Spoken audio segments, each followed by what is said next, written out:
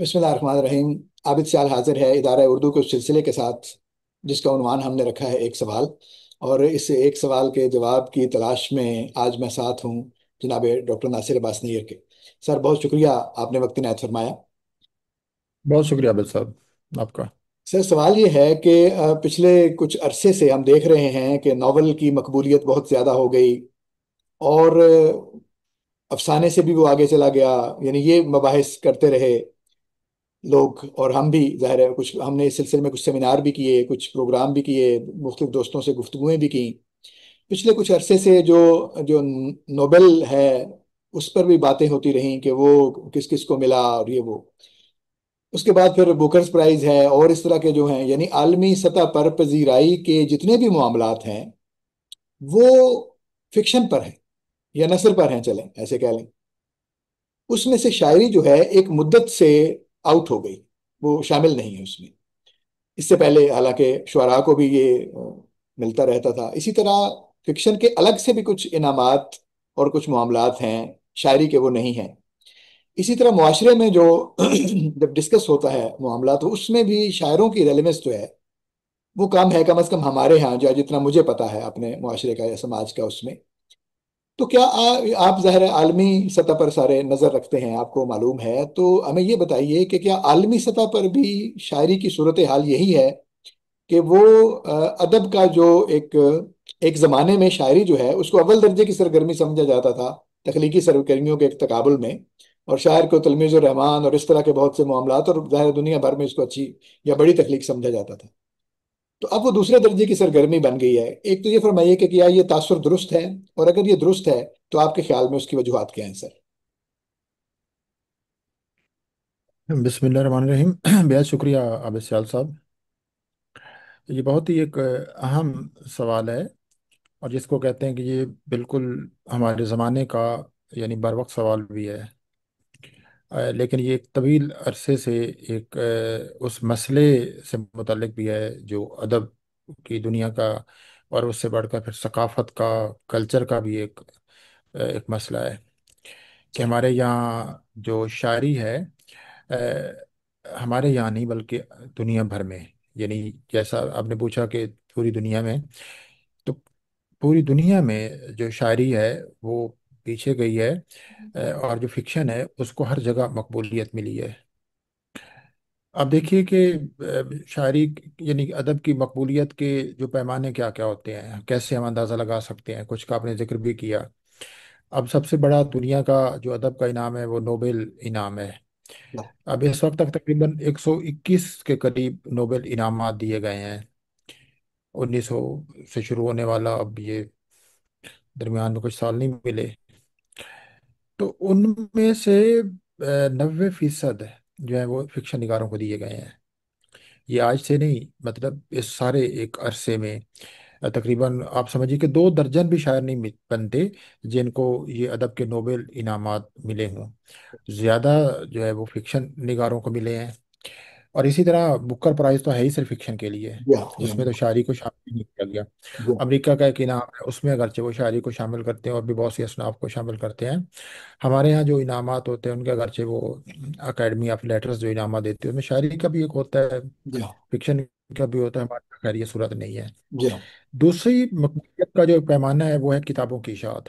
सही। किताबों की हमारे यहाँ भी जो इशाअत है, और इशाअत और फिर उसके बाद उनकी जो एक फ़रोख्त या उनकी कंजम्पशन जो है, उसमें भी फिक्शन सबसे ज़्यादा है हमारे यहाँ। फिक्शन जो खुद यहाँ लिखा गया हो और जो तर्जमा हुआ वो सबसे ज़्यादा पढ़ा जाता है, और सबसे ज़्यादा उसकी फ़रोख्त होती है। अब पब्लिशर से रब्ता करें तो आपको शायरी की किताब, अच्छे अच्छे शायरों को अपनी किताब पैसे दे के छपवानी पड़ती है, और वो यस। शौक के लिए छपवाते हैं, खुद करते हैं। लेकिन ऐसे शायर, हत्ता कि माज की तो ऐसे पैसे शायर देके भी भी नहीं छापते सर।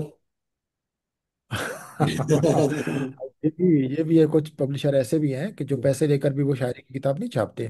जी तो एक तो ये है कि, और ये हमेशा से नहीं था, यानी एक जमाना था जब हमारे यहाँ भी जो शायरी की किताबें हैं वो हजारों की तादाद में, बाज लोग हो सकता है मुबालगा करते हो, वो कहते हैं लाखों की तादाद में भी शाये होती थी, कि वैसे लोग इंतजार कतार में खड़े होकर वो किताबें लेते थे और शायर से बाकायदा उसके ऑटोग्राफ लिया करते थे। तो अभी वो ज्यादा पुराना अरसा नहीं हुआ, यानी 20-40 साल दो पहले महीने तो सर हम ज़ाहिर है हमारी उम्रों में ये मामला था, यानी जब आप हाँ जी, अवाइल जी उम्र में थे तो ये था हाँ मामला। जी, हाँ जी, जी जी।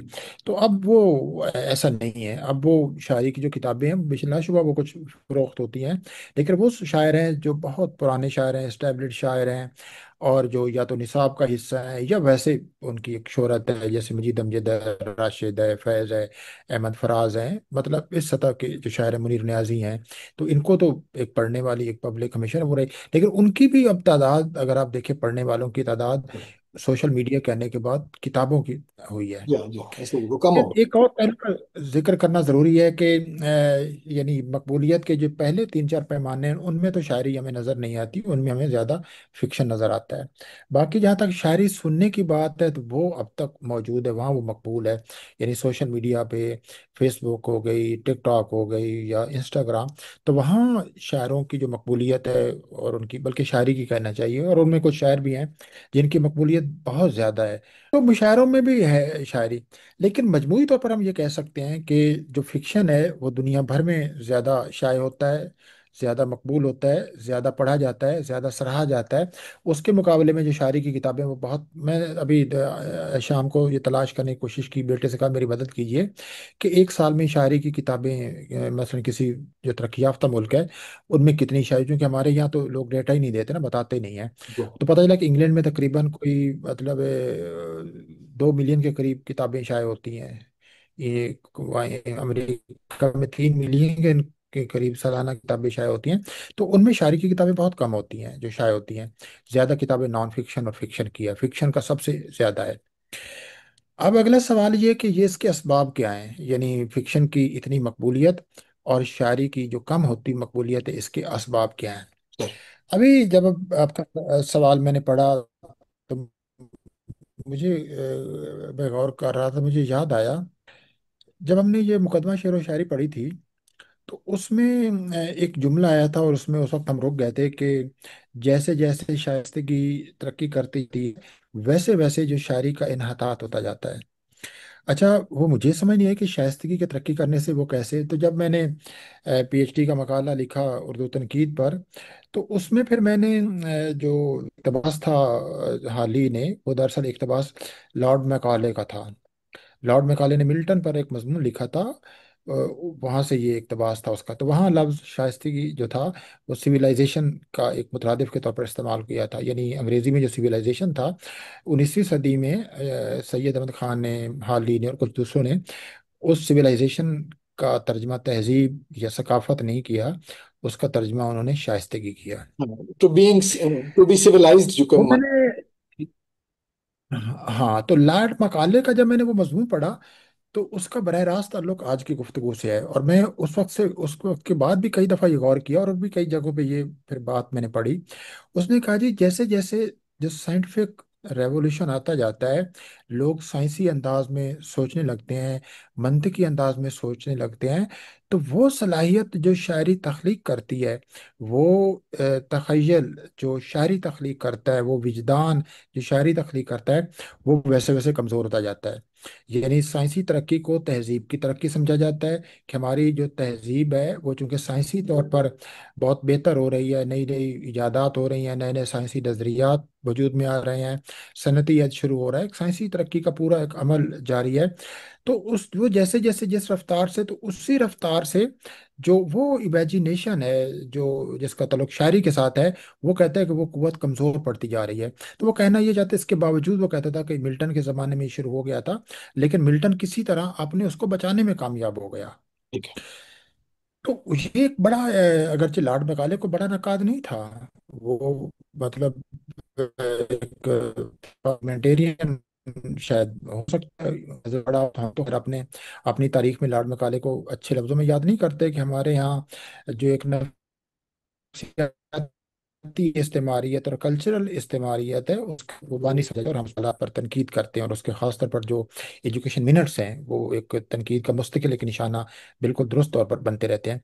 लेकिन ये बात उसने जो कही थी कि एक बहुत गहरा ताल्लुक है کہ جیسے جیسے آپ کا جو تعقل ہے، جو منطقی فکر ہے، یہ بڑھتی جاتی ہے، یہ سماج میں حاوی ہوتی جاتی ہے، اور وہ علوم ان کا رواج زیادہ ہو جاتا ہے جن میں یہ استعمال ہوتی ہے چیز، تو ویسے ویسے جو آپ کی شاعرانہ امیجینیشن ہے وہ سکڑنے لگتی ہے. تو یہ ایک اس کی ایک بہت ایک اہم دریافت تھی.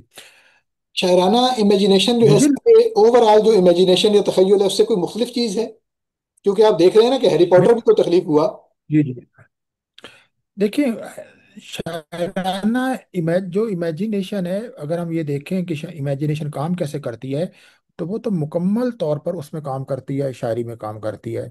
فکشن میں جو امیجینیشن استعمال ہوتا ہے وہ اکیلا امیجینیشن استعمال نہیں ہوتا، فکشن میں اور بہت سی چیزیں استعمال ہوتی ہیں. آپ جانتے ہیں کہ شاعر کو تو تحقیق نہیں کرنی پڑتی، ایک شاعر کو کریکٹرائزیشن نہیں کرنی پڑتی، ایک شاعر کو جو لیبر ہے میں ان نہیں ہوتی. لیکن وہ فکشن میں اور بہت سی چیزیں ہوتی ہیں. فکشن میں مطلب ایک سماجی علوم، سماجی جو علم ہوتا ہے سماج کا، تاریخ کا علم، یہ ساری چیزیں اس میں موجود ہوتی ہیں. تو شاعر کو یہ بھی چیزیں مدد دے سکتے ہیں، لیکن شاعری بنیادی طور پر وہ ایک اس میں جو امیجینیشن سے میری مراد ہے کہ ایسی چیز جو ایک نامعلوم کو معلوم بناتی ہے، یعنی جو چیز پہلے ایگزسٹ نہیں کرتی، آپ اس کو پورا ایک ایگزسٹنس دینا، اس کو پورا وجود میں لانا. ہاں، اور جی. ہو سکتا ہے وہ. جی جی میں یہ گزارش کر رہا تھا کہ حال ہی نے اسی مقدمے میں یہ بھی لکھا کہ شاعری جو ہے وہ علم اخلاق کی نائب مناب بھی ہے. تو اگر اب شائستگی وہ بڑھ جاتی ہے اور مطلب آگے آ جاتا ہے تو اس کے چلے وہ امیجینیشن والا کام چھوڑ کے جو اخلاق کی ترویج والا کام ہے وہ شروع کر دے، معدوم تو نہ ہو جائے نا. اچھا، اسی سے حالی کے یہاں تضادات پیدا ہوتے ہیں. چل. اب حالی اس کو ایک پورا تھیسس بنا کے نہیں چلتے نا. جی. حالی نے یہ خیالات لے لیے، ایک جگہ یہ خیال پیش کر دیا، باقی جگہ دوسرا کر لیا. تو حالی کے ہاں، حالی کے مقدمے میں اگر ہم اس کا آج مطالعہ کریں، میں نے تو کیا 2 3 جگہوں پر، مجھے بہت سخت تنقید کا بھی نشانہ بننا پڑا. تو ان کے یہاں بہت تضادات ہوتے ہیں، یہی تضادات اس زمانے کے باقی نقادوں کے یہاں بھی ہیں، کہ وہ ایک پورا ایک جو تنقیدی نظام ہونا چاہیے کہ جس میں وہ اس جو تنقیدی آپ تصور پیش کرتے ہیں، وہ تصور جن سوالات کو پیدا کرتا ہے، آپ کے پاس ان سوالات کے جواب ہونے چاہیے. میرے سر، تو اگر وہ ہمیں حالی کے پاس ان اگر کے یہاں حالی ان کے کی. پاس سے پورا تھیسس نہیں بھی ہے تو چلے مکالے کی اس بات کے جواب میں ہی یہ صحیح کہ اگر ایک سویلائزڈ معاشرہ ہے تو اس کو بھی اپنے اخلاق کی تربیت کے لیے یہ بھی کسی نے کہا ہی ہوگا نا کہ شاعری جو ہے وہ علم اخلاق کی نائب مناب ہے.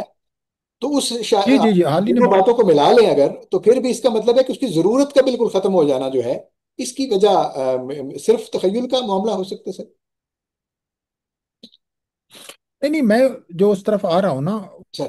میں صرف اس لنک کر رہا ہوں کہ ایک چیز جو میں اس کی وضاحت کرنے کی کوشش کر رہا ہوں، کہ جب سماج میں مسائل بہت پیچیدہ ہو جاتے ہیں، اور ایک ہم ایسی زندگی بسر کر رہے ہوتے ہیں جس میں بے شمار سوالات ہوتے ہیں، اور ان سوالات کو بہت تفصیل کے ساتھ ایڈریس کرنے کی ضرورت ہوتی ہے، اور ایڈریس کرنے کے لیے ہمیں ایک بہت سی تجزیاتی ایک قوت کو استعمال کرنا پڑتا ہوتا ہے، اور ایک بہت گرینڈ ایک نقشہ بنا کر ان مسائل کو دیکھنا پڑتا ہے. تو اس میں میرا خیال ہے جو فکشن ہے وہ ہمیں زیادہ مدد دیتا ہے. یعنی شاعری، اور ایک اور زمانہ بھی تھا جو شاعری، قدیم زمانے میں شاعری جو تھی اس نے تمام علوم کو وہ حاوی تھی، ہر طرح کا جو علم تھا وہ شاعری میں موجود ہوتا. پھر رفتہ رفتہ جس طرح فلسفے میں بہت سے علوم سمائے ہوئے تھے، تو رفتہ رفتہ فلسفے سے وہ علوم الگ ہوتے گئے. اور فلسفہ اسی اعتبار سے آپ جانتے ہیں کہ اب بہت سے لوگ اب یہ کہتے ہیں کہ اب تو فلسفہ سرے سے موجود ہی نہیں ہے، اب اس کی جگہ دوسرے علوم ہیں، سماج، سوشل سائنسز ہیں، اور سائنس ہے، اور دوسرے ہیں. اگرچہ میں اس کا قائل نہیں ہوں کہ فلسفہ موجود نہیں ہے، لیکن فلسفے کا جو سنہری زمانہ تھا وہ بھی اب موجود نہیں ہے. اسی طرح پہلے شاعری بہت سے، مطلب اگر کسی نے علم کو بھی پیش کرنا ہے، حتیٰ کہ مطلب بہت تنقیدی بہت سے جو خیالات تھے وہ بھی شاعری میں پیش کیے جاتے تھے. ہمارے کلاسیکی شاعر میر نے بھی بہت سے اپنے جو تنقیدی تصورات تھے وہ اپنی نظموں میں، اپنی مثنویوں میں پیش کیے. تو پہلے بھی تھا. تو شاعری، لیکن بعد میں ہم نے دیکھا کہ شاعری میں وہ ساری چیزیں ایک الگ ہو گئی، اور باقی ایک شاعری پیچھے ایک الگ ایک اپنی اس اصل شکل میں رہ گئی، جس طرح فلسفہ اپنی اصل شکل میں رہ گیا، اس سے باقی چیزیں الگ ہو گئی. لیکن سر آپ یہ دیکھیے کہ تو جو معذرت ہے میں نے قطع کلامی آپ کی، یعنی آپ آرٹ کی طرف اگر دیکھتے ہیں، مثلا دیکھیں نا، آرٹ بھی تو اسی معاشرے میں پیدا ہو رہا ہے نا سر. تو آرٹ جو ہے وہ امپریشنزم وغیرہ یا اس طرح کے جو وضاحت والی آرٹ تھی اس کے بجائے وہ ایبسٹریکشن میں چلی گئی ہے، یعنی نسبتاً مشکل طریقے سے اپنے عہد کو بیان کر رہی ہے، جبکہ شاعری سے یا ادب سے آپ یہ توقع رکھتے ہیں کہ وہ تجزیاتی طرف کو آئے اور وہ امیجنیشن کی طرف یا تخیل کی طرف یا ایبسٹریکشن کی طرف نہ جائے۔ تو ایک ہی معاشرے میں یہ دو جو مختلف علوم ہیں، یا جو دو شعبہ ہے فن ہے، تو ان کی ایگزسٹنس کو آپ کیسے دیکھتے ہیں کہ ایک طرف جو ہے وہ تخیل کی طرف جا رہے ہیں، ایبسٹریکشن کی طرف جا رہے ہیں، اور اس کو پسند کیا جا رہا ہے، جبکہ دوسری طرف وہی چیز جو ہے ادب کے زمرے میں آپ چاہتے ہیں کہ وہ یعنی تجزیہ نما چیزیں جو ہیں وہ زیادہ پسندیدہ ہیں؟ ہے تو ایک سماج میں جو ایک تبدیلی آئی ہے کے سماج میں، اور ان کے جو اسباب ہیں ان تک ایک پہنچنے کی آپ کے ساتھ مل کر ایک کوشش کر رہا ہوں کہ مجھے یہ ایسا لگتا ہے کہ جو نثر کا جو رواج ہوتا ہے، دیکھیں انسانی تاریخ میں ایک بڑا زمانہ گزرا ہے جب نثر سرے سے موجود ہی نہیں تھی۔ نثر ویسے بھی دنیا کے ہر ادب کی جو تاریخ ہے وہ شاعری سے شروع ہوتی ہے، نثر ہمیشہ دیر سے آتی ہے۔ اگر آپ نثر کے ارتقاء کو اس زمانے کی جو تبدیلیوں کے ساتھ دیکھیں تو زمانہ جیسے پیچیدہ ہوتا ہے، اور زمانے کو جب بڑے بڑے کرائسس پیش ہوتے ہیں تو نثر اسی وقت رواج ہوتا ہے۔ ہمارے یہاں جو نثر ہے وہ کولونیل پیریڈ سے باقاعدہ آنا شروع ہوئی، اس کی مثالیں تو موجود تھی پہلے، لیکن باقاعدہ ایک پورے اس کے ساتھ ہے، ایک پورے کرو فر کے ساتھ جو ہمیں نثر نظر آتی ہے وہ تو کولونیل پیریڈ میں 1857 کے بعد لیکن آتی ہے۔ سر فکشن تو تھا نا؟ سید احمد خان، اچھا، نہیں فکشن وہ، دیکھیں اب یہ داستان اور اس ناول میں بہت فرق ہے۔ داستان جس طرح دنیا کو پیش کرتی ہے، ناول اس طرح پیش نہیں کرتا۔ ناول ایک بہت ہی ایک سیکولر ایک صنفی ادب ہے۔ ناول یہ ایک پوری اگر ہم نشست رکھیں کہ ناول کی مقبولیت کے اسباب کیا ہیں، اگر یہ ناول جو ہے یہ وہ کیا ایسی اس کے اندر چیز ہے جو ناول اتنا زیادہ مقبول ہوا ہے، اس یہ سبب صرف اس کے پیچھے کوئی یعنی پبلشنگ انڈسٹری نہیں ہے کہ جس نے یہ فیصلہ کیا کہ ہم شاعری کو نہیں بیچیں گے، ہم نثر کو اس کی مارکیٹنگ کریں گے۔ یہ بہت سی جو ایک سماجی تبدیلیوں اور بہت سی ثقافتی تبدیلیوں اور بہت سی نفسیاتی تبدیلیوں کے ساتھ ساتھ جو ناول کی سپیس ہے نا، کہ ناول کس طرح کی ایک سپیس ہے جو لوگوں کو ایک یعنی ایک ان کے جو بہت سے مسائل ہیں، جو سوالات ہیں، ان کے جوابات کا ایک سپیس بن جاتی ہے۔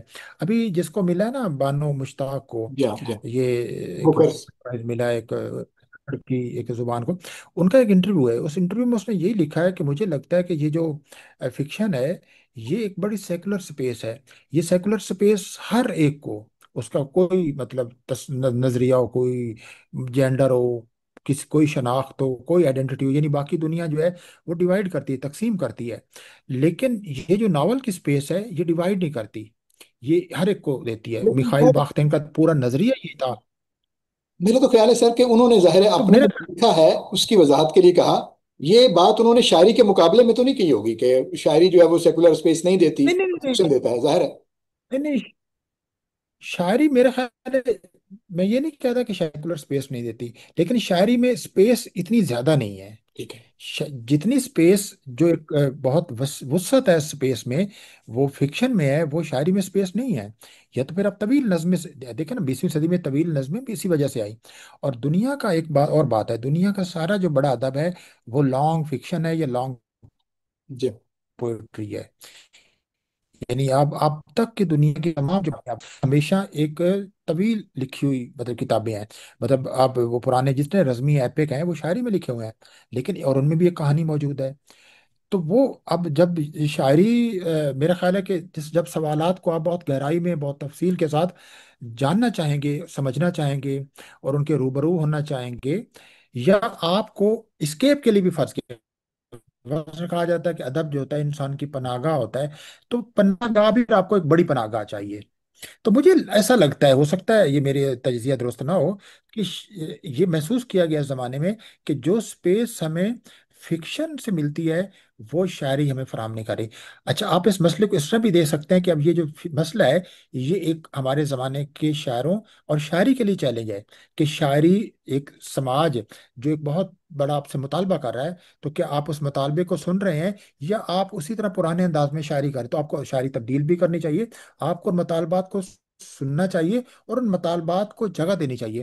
تو جو قاری ہوتا ہے وہ تو بہت ایک بے لاگ ہوتا ہے، سر تو قاری اس طرف بھی آ جائے گا، قاری بھی سارے یعنی یہ ایک ایسا، اس کو اس زاویے سے ہم دیکھ سکتے ہیں اس مسئلے کو۔ یہ بہت اچھی آپ نے بات کی. میرے ذہن میں یہ بھی ایک آیا ہے کہ میرے خیال ہے اس کو ہم اس طرح سے سم اپ کر سکتے ہیں. جب یہ آپ نے بڑی کتابوں کی بات کی تو یہ ہم بھی اکثر یعنی اب دوستوں میں جب بیٹھتے ہیں تو یہ کرتے رہتے ہیں کہ دنیا میں بڑی بڑی جو شاعری کی کتابیں ہیں وہ بھی ایک یعنی ایک کتاب کی صورت ہے، بڑی سی ایک کتاب. آپ نے بھی یہ جو اپنا جو خطوط والا جو آپ کی کتاب ہے نئے نکات کے نام خطوط، اس کے ایک حاشیے میں کچھ جو بڑی کتابوں کی فہرستیں گنوائی ہیں. اس میں سے جو اردو یعنی ہمارے ہاں جی سے جاوید نامہ کو شامل کیا ہے، اقبال کے سارے کلام میں سے آپ نے جاوید نامہ کو. تو اس کا مطلب ہے کہ وہ بھی ایک ایک کتاب کی صورت میں جو شاعری دی گئی ہے، اس میں عظمت کے پہلو بالکل نسبتاً زیادہ ہیں. تو یہ آپ کی بات ہے. تو میرے ذہن بالکل. میں اس سے یہ یعنی شاید اس کو ہم اس طرح سے سم اپ کر سکیں کہ آپ یعنی پہلے جو فکشن تھا وہ منظوم فکشن تھا، تو وہ شاعری بھی اصل میں فکشن ہی تھی. تو اب وہ منظوم ختم ہو گیا، صرف فکشن رہ گیا ہے. ورنہ آغاز سے ہی مقبولیت جو ہے وہ فکشن ہی کی ہے. مثلا آپ عمر کو دیکھ لیں.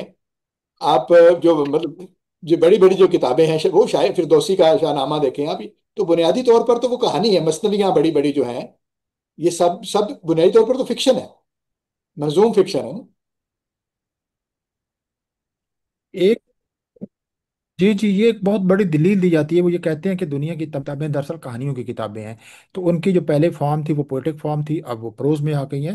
لیکن میں یہ سمجھتا ہوں کہ وہ کتابیں فکشن کی بھی ہیں اور شاعری کی بھی ہیں. جی یعنی وہ صرف شاعری اس میں فارم استعمال نہیں کی گئی، وہاں ان میں شاعری کے ایک بڑے بڑے ٹکڑے بھی موجود ہیں، پوری ایک شاعری بھی موجود ہے.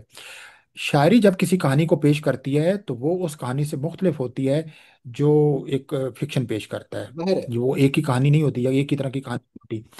مثال کے طور پر جو پرانی کہانی ہے، جو ایپک ہیں، جو بڑی بڑی پرانی مائتھالوجی پر مبنی جو بہت سی کہانیاں ہیں وہ کہانیاں، لیکن ان کہانیوں میں جو کریکٹرز ہیں وہ لارجر دین لائف ہیں اور وہ بہت ہی ایک مثالی اور وہ.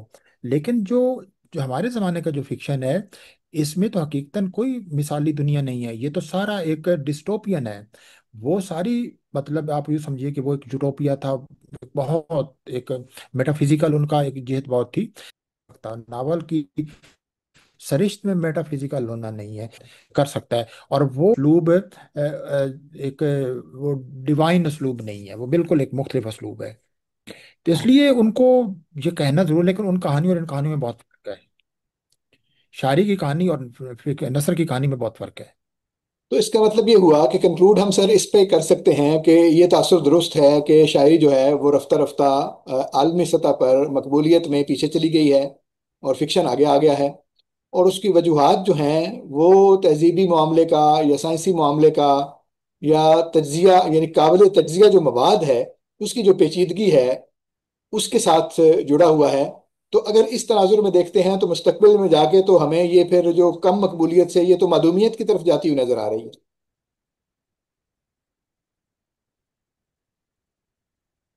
میرا نہیں خیال، مجھے لگتا ہے کہ شاعری خیر کبھی بھی معدوم نہیں ہوگی. اس لیے کہ شاعری جس طرح انسان کو مخاطب کرتی ہے، یہ شاعری جب ہم آج بھی یہ بات کر رہے ہیں تو دراصل ہم ایک طرح کا جو پیمانہ استعمال کر رہے ہیں وہ مقداری پیمانہ استعمال کر رہے ہیں. ایسے اب بھی بہت سے صاحبان ذوق موجود ہیں جو بہت باقاعدگی سے شاعری کو پڑھتے ہیں. ہم اس تعداد کو دیکھ رہے ہیں. اور ایسے بہت سے ایسے اب بھی لوگ موجود ہیں جو فکشن کو نہیں پڑھتے. آپ بھی جانتے ہیں، ہم بھی جانتے ہیں کہ وہ فکشن، وہ صرف شاعری کو پڑھتے ہیں. لہذا شاعری معدوم نہیں ہوگی. یہ تو ہم چونکہ اس بڑے پیمانے پہ اس کی دیکھ رہے ہیں نا، یعنی مقدار کے حوالے سے. تو مقدار کبھی بھی کوئی اس طرح نہیں ہے، ایک ایسا پیمانہ نہیں بن سکتی، ایک ایسی دلیل نہیں بن سکتی جس سے ہم کسی کے مستقبل کا ایک فیصلہ کر سکیں. لیکن مجھے یقین ہے اگر آپ اگر میں اور آپ تھوڑا سا شاعری کی روح کو سمجھتے ہیں اور شاعری کا اب تک جو انسانی معاشروں میں ارتقا ہوا ہے، تو مجھے نہیں لگتا کہ ہمارا جو سماج ہے اور ہماری جو تہذیب ہے یہ شاعری کو کھونے کا کبھی یہ متحمل ہو سکے گی. شاعری باقی رہے گی، اس کی مقبولیت کم یا زیادہ ہوتی رہے گی. اب دیکھیں، یہ جو ایک اور وجہ بھی تو بنی ہے نا کہ شاعری جو کہ بنیادی طور پر سننے کی تہذیب سے تعلق رکھتی ہے. تو وہ جو سوشل میڈیا آیا، یہ اس نے بڑا ایک رول ادا کیا ہے کہ وہ جو کتاب جس نے پوری کتاب پڑھنی، اس کتاب میں سے 5 اس کو جو اچھی غزلیں ملنی ہیں، وہ ساری کی ساری اس کو سوشل میڈیا پہ مل جاتی ہیں. وہ بالکل ٹھیک. کتاب کی طرف اس لیے بھی نہیں جاتا. جی ہاں. تو مطلب کتاب کا نہ بکنا ظاہر ہے اور کتاب کا نہ یعنی زیادہ تعداد میں چھپنا بکنا یہ سب، تو یہ اس بات کی دلیل نہیں ہے کہ لوگ اس کو پڑھ نہیں رہے. यानी ये सिर्फ एक फिनोमिनन है। मुमकिन है किसी दूसरे मीडियम पर वो उसको पढ़ रहे हों, या किसी दूसरे मीडियम से वो पहुंच रही हो शायरी। वैसे मुशायरे का जी जी, बहुत ज्यादा बड़ा एक इंस्टीट्यूशन, बिल्कुल बिल्कुल तो उसके जरिए पहुंच बिल्कुल। रही है। सोशल मीडिया का एक बहुत बड़ा जो जी जी है, उसके जरिए पहुंच रही है। जी जी, हाँ, तो मेरा ख्याल है कि बिल्कुल बिल्कुल। आखिर आखिर क्योंकि आते आते जो मामलात हैं वो कुछ मायूसी के खटाटोप अंधेरों से निकल के कुछ रोशनी की किरणों की तरफ आ ही गए हैं। और तो क्या ये भी हम तवक्को रखें, चाहे आखिर पे अभी एक चलो, ये तो मिनट बहुत है अच्छी हमारे बात है। पास, ये हम तवक्को रखें कि आपने जब तख्लीकी अदब का मीडियम मुंतखब किया है, तो इंशाइया भी आपने शुरू में लिखा, बाद में उसको फिलहाल आपने मुअत्तल करके तो आप फिक्शन की तरफ गए हैं। हालांकि आपको शायरी करना भी आती है, तो आपने भी इसी नुक्ता नज़र से उसको तरजीह दी कि चलें, ज्यादा अहम बातें करनी है तो शायरी के बजाय फिक्शन में करते हैं। देखिए, मुझे लगता है मैंने अपने में लिखा भी है। अब मजमूए में मेरी कहानी की कहानी मेरी जुबानी, ये जो मेरे अंदर एक चीज मौजूद है, चीजों को बहुत ही बारीक बीनी से देखना। शायद मैं गुफ्तगू में उस अपनी बारीक बीनी वाली जो आदत है, उसको सामने गुफ्तगू में शायद इतना नहीं रख सकता जितना मैं अपनी तहरीर में रखता हूँ। मुझे एहसास है कि तहरीर में जिस तरह मैं सहूलत के साथ बात करता हूँ, गुफ्तगू में मेरे लिए थोड़ी दिक्कत होती है। तो ये जो जितना बारीक वक्त बीनी की आदत थी कि आपने जितना वक्त सर इंसानी आपने। जो हर कैफियत की एक एक लर्जिश है, तो तो वो मुझे फिक्शन में ज्यादा नजर आया। शायरी लिखकर देखी, मुझे कहा नहीं, मैं जितना एक सेंस, हालांकि मैं शायरी बहुत पढ़ता हूँ, दुनिया के मतलब बड़े शायरों को, और मेरे अंदर वो, मैं शायरी के बारे में लिखता भी बहुत रहता हूँ। मेरी ज्यादा किताबें भी शायरी के बारे में हैं। मजीद अमजद पर, मीर अजी पर नज्म कैसे पढ़े हैं, और भी कई मज़ामीन बहुत हैं। लेकिन और मैं शायरी का बिल्कुल, मैं मतलब मैं उन लोगों में नहीं हूँ जो कहते हैं कि भाई फिक्शन मकबूल हो गया तो फिक्शन ही की समाज को जरूरत है। मैं ऐसे समाज का कोई तस्वर नहीं रखता जिसमें सिर्फ फिक्शन और शायरी ना हो। समाज को बहुत से उलूम की भी जरूरत होती है, और बहुत से फनून को भी जरूरत है, और उन फनून में शायरी बहुत ही एक अहम तरीन फन है। मेरा नहीं ख्याल कि कभी कोई एक समाज से शायरी गायब हो जाएगी, ऐसा समाज हम तस्वर नहीं कर सकते। तो बहुत शुक्रिया सर, आपने इस सवाल के जो मुख्तलिफ जाविये हैं उन पर रोशनी डाली, और बहुत अच्छे तरीके से हमें समझ आई बहुत से ऐसे मामलात की जो इस नुक्ते के इर्द गिर्द मौजूद हैं। तो उम्मीद है कि हमारे दोस्तों को ये बातें पसंद आई होंगी।